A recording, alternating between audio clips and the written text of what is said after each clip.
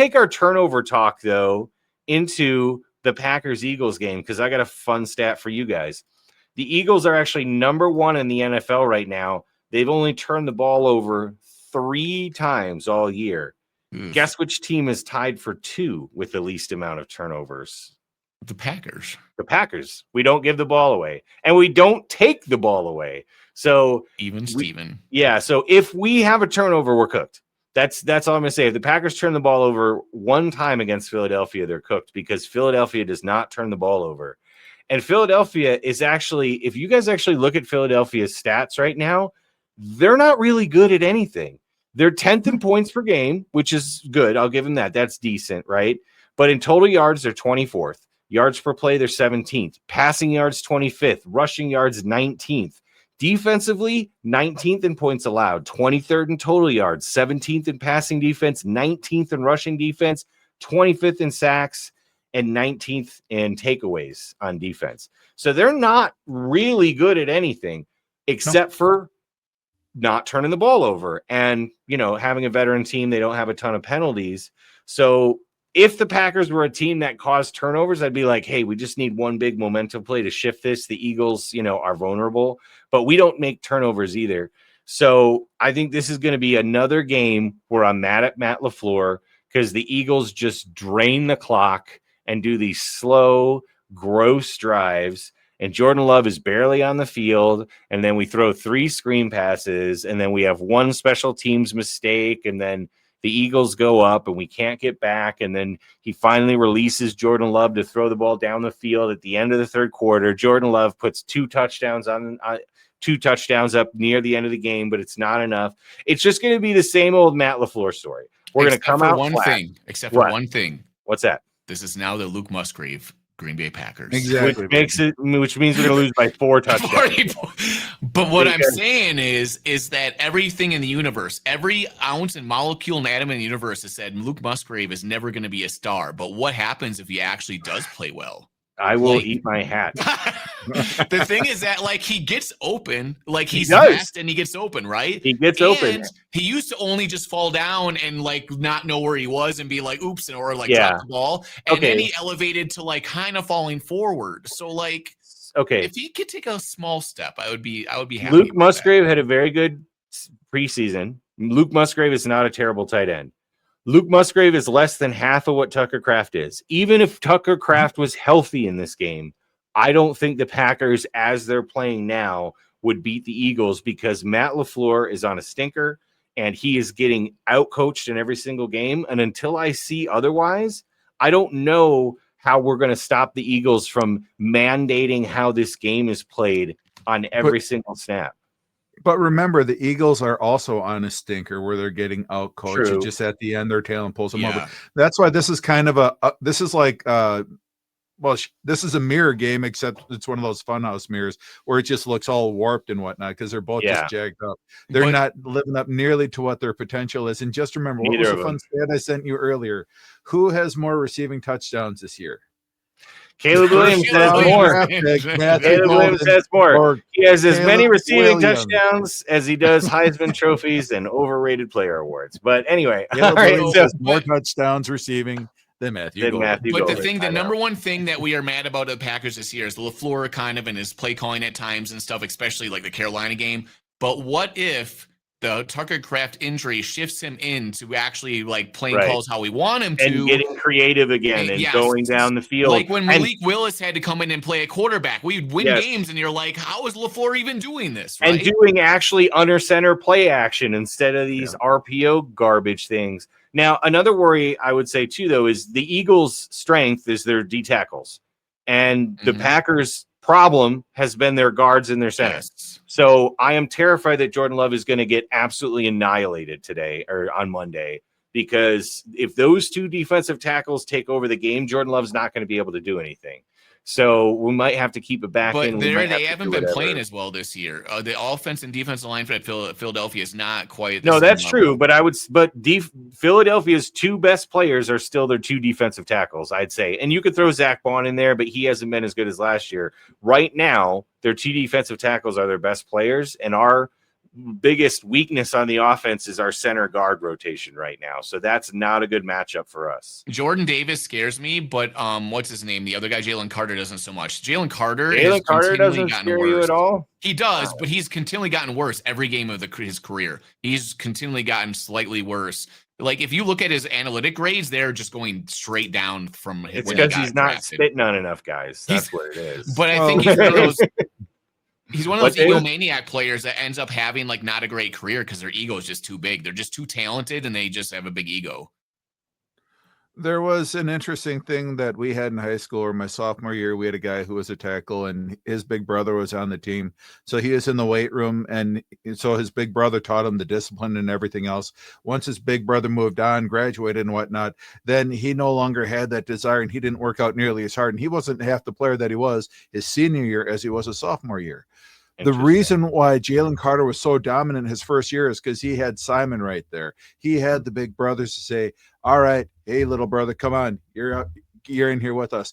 Now there is nobody there to push him. There's nobody to say, hey, little man, because now he thinks he's the alpha. And I don't know that he has the work ethic. A lot of people, you need to have somebody there to push you.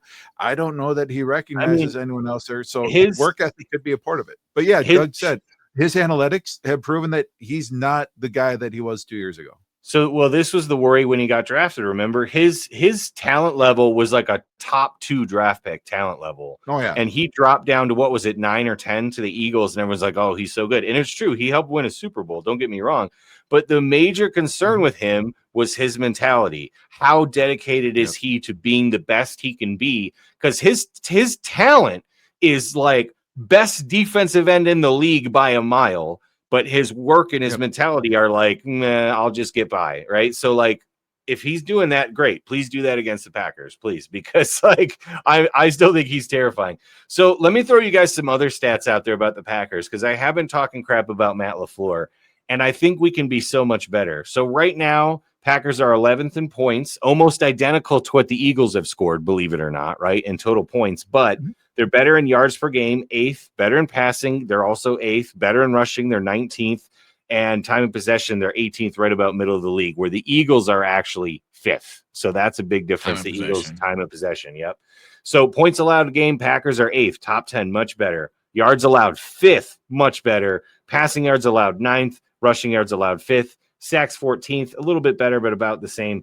And then interceptions, obviously one of the worst in the league because we don't turn the ball over. But the Packers in all these metrics and stats are so good, yet they just every game, they don't actually do the thing. You know, just do the thing, score the points, get the turnover, make the big play, supposed to do the thing. Like, they just don't do the thing, but everything in between is great until the thing needs to happen. And so they skated by against the Cardinals, which doesn't look as bad now, because I'm telling you guys, the Cardinals coaches are doing a good job. Right. Oh, yeah. They almost skated by against the Browns and ended up losing that. They ended up losing to the Panthers. So they're going to play to whatever the competition comes. So this Packers Eagles game is going to be close. The Packers are not going to get blown out. Anybody that thinks that is a fool and hasn't watched the Singer Packle game. It's going to be a really close game. And the question is, does LaFleur screw it up? Does our special team screw it up? Does the turnover screw it up? Special teams is going to be special. What are the Packers going to do to screw it up? Because I will give the Eagles this as a credit. The Eagles are not that great right now, but they don't shoot themselves in the foot, and that's why they keep winning. Their special teams has made a lot of plays so far this season for the Eagles. They have. Yep. They won them 2 games. It won them 2 games already. So, that's the opposite of the Packers. Yeah, so that could be the deal breaker. Yep. I just want to circle back to Luke Musgrave. His profile, he was an athlete. Tucker Kraft is a man of a man, whatever. He'll run you over. But Luke Musgrave was an athlete where he can run down the seam, and he can be a field stretcher. So for him, I think he'd be more of a compliment to Dobbs, because he can be the one who pulls the safety off the top and whatnot. They have to stay with him, and then he can run the underneath routes, which is what your other wide receivers are. They're none of them outside of your speedy, I can't stay healthy more than 4 games a year. Yep. You don't really have those deep threats. So I think he can help to open stuff up for your other wide receivers. So yeah, even even if Musgrave isn't going to get 100 yards, I still think he can be a complement to the other players and help to open stuff up. And the best way to attack the Eagles is at their safeties, especially if they're playing a cover shell, because they've had that problem all year when the cornerbacks turn it over, right? And they've also had quarterback issues. Hey, Jair, welcome back to Green Bay. Please allow 2 touchdowns like you do when you play for us. Okay. Like, hyper target Jair. I still love Jair. I love his attitude. He has some of the best interviews I've ever seen. And I got the ball. Ooh, and I was like this. Like, I love Jair. Yeah, we all love Jair. I think we all understand why they didn't pay him money. And he just got traded away from Baltimore after they signed him, and it seemed like a big trade to Philadelphia. That's how desperate Philadelphia is in the secondary, is all I'm saying. And that's not me talking crap about Jair. I'm just saying he ain't what he was. So they're desperate out there, and there's a way you can beat Philadelphia. The problem is our offensive line has to give Jordan Love time, and Matt LaFleur has to play with the ball sack. And I don't know if either of those two things are going to happen. The thing is that, like, Jordan Love can overcome that by playing near perfect, and sometimes he does, right? Sometimes he does. There's actually moments this year that he, like, Luke Musgrave got wide open and he just overthrew him, right? So, like, we've seen flashes of it. Part of it, though, is Jordan Love takes a little bit of time to get on the page with people sometimes, right? Like, to get the timing of them down. So even though losing Tucker Kraft is absolutely like the worst thing ever that they could have got lost in a player almost, other than Jordan Love and Micah Parsons, is that he can get on the page with Musgrave maybe. And like, they just got to like get them in rhythm, and maybe not to say that Musgrave's going to be featured or be an all pro tight end, but just good enough to make like a few plays in the game when they need him to. So I will say this too. Jordan Love starts seasons slow. He starts games slow. But he has been unbelievably good in the fourth quarter, and it's almost Toyotathon, guys. Not this week, but next week is Toyotathon. And we all know Jordan Love starts to cook when Toyotathon starts mid-November. So, yeah, Jordan Love isn't even at his peak of his powers yet. He's not at peak Toyotathon time. Because it's not Toyotathon time. But he's been really, really good in fourth quarters of games. So that, to me, I can live with all the mistakes and issues that he's made. Guys, it's still only his third year, and he missed some games last year. So, like, I am good with him figuring stuff out and taking his time, because when it comes down to crunch time, he has been phenomenal. He has actually really been phenomenal. And yes, I know he threw that one pass on fourth down that looked like a lame duck to the end zone, but he also bought 7 seconds and was trying to make a play. And he was that one I wasn't so mad at, because it was a windy day, so like the ball kind of held up there. The Dobbs was looking right at him, and he threw it so Dobbs could, because the cornerback was looking away. Dobbs was looking at him, and he threw it so Dobbs could run back to the ball. And he didn't, and the cornerback turned around and was like, "Oh, it's right here." And Dobbs, when I watched it again, I could see, because when Jordan Love threw it, we're all like, "What the hell?" But when you watch it and replay, and he points, he's like, "I'm throwing it there," and he's looking at Dobbs, and he throws it there. There was the wind that probably pushed. And the wind held it up, but it basically went where he wanted it to go. Dobbs was just watching it though, because I think Dobbs didn't realize it was for him. But whatever. Either way, all I'm saying, the other bad pass was the wind too that he threw. That was just a stupid pass deep. It was also into triple coverage. It was. I'm not going to forgive him for the wind causing that interception, because it was triple coverage. He's mostly locked in. Yeah. No, dude, I've said this. I will take Jordan Love having a little bit of Favre in him, because I'll take the good plays with the bad. Like Jordan Love's, dude, those plays he makes 30 yards down the field where he just whips it and it goes right in our guy's breadbasket in between two goes. I'll take those, because you're going to get interceptions with that too. I will take it. Give me the excitement. Give me the big play. I'd rather have a little more Favre. You got to stretch that field sometimes. You got to, man. No, I like that he's got a little bit of Favre in him. You know what? It's going to cost us a game here or there, but he's going to win us a lot more with that aggressive attitude. Well, you remember 2010, the Packers won the Super Bowl, and that year, the focal point of the offense was Jermichael Finley. He was the number one receiver on that team as far as the focal point, and he got hurt right about the same time. And now they did have 5 other wide receivers or 4 other receivers that were really good, but a lot of them were young and a lot of them were old. Like Donald Driver was old. The other guys were kind of young. Greg Jennings was kind of like the only like real legit receiver at the time. Jordy Nelson, third year. If you remember, Jordy Nelson even dropped a bunch of passes in the Super Bowl too, even though he had like 140 yards, right? So like, and that was kind of the game though that got him like legitimized as like a legit starter. And then the next year they just tore it up like crazy. But people don't remember. People forget during that Super Bowl run, it was all Rodgers. So like he was basically like, I'm now just going to play perfect. And it doesn't matter who's on the field. I don't care.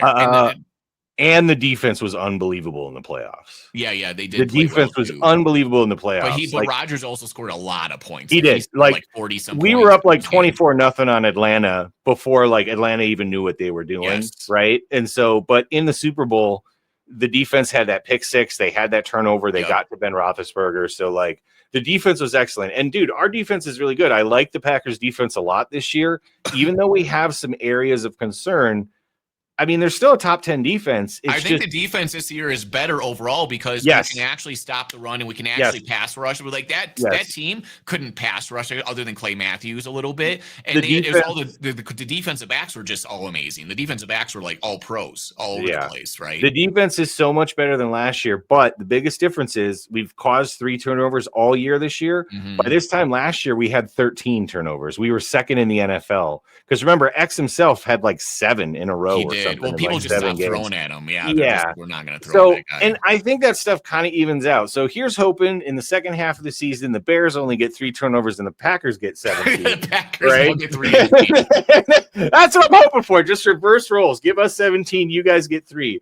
And then we'll be fine. Fair. Yeah. And on that note, turn over in your beds and go to sleep. Good night, everybody.